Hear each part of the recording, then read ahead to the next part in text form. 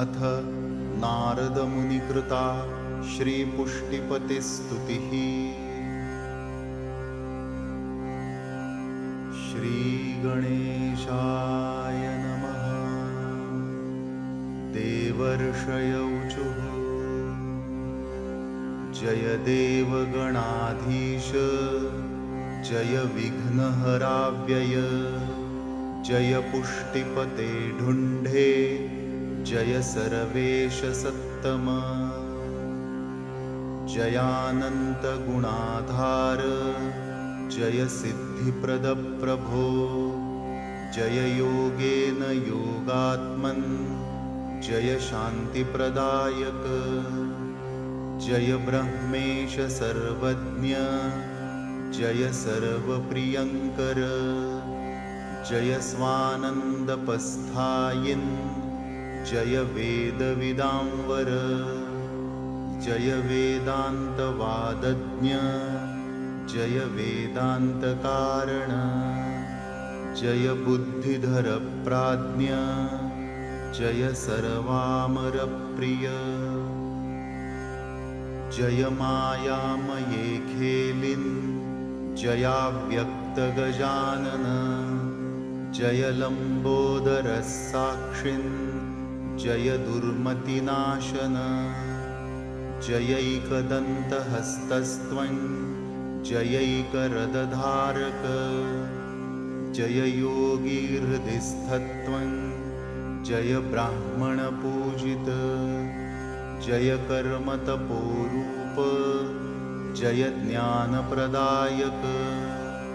जयामेय महाभाग जय पूर्णमनोरथ जयानंद गणेशान जय पाशांकुशप्रिय जय परशुधरत्वं वै जय पावनकारक जय भक्ताभयाध्यक्ष जय भक्तमहाप्रिय जय भक्तेश विघ्नेश जय नाथ महोदर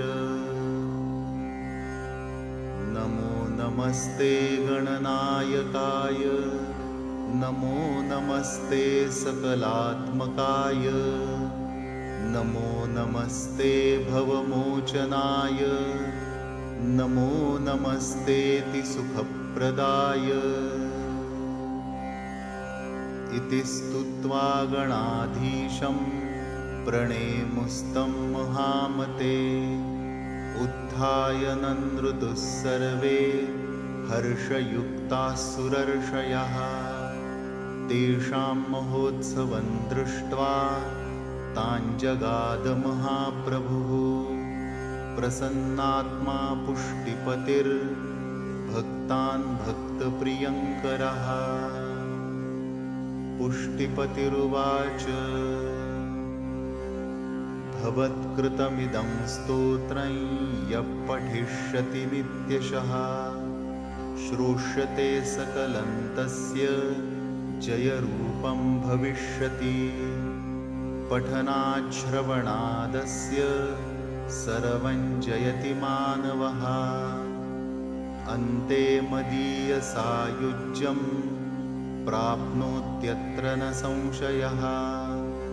एवमुक्त्वान्तर्दधेऽसौ पतिः पुष्टेर्गणेश्वरः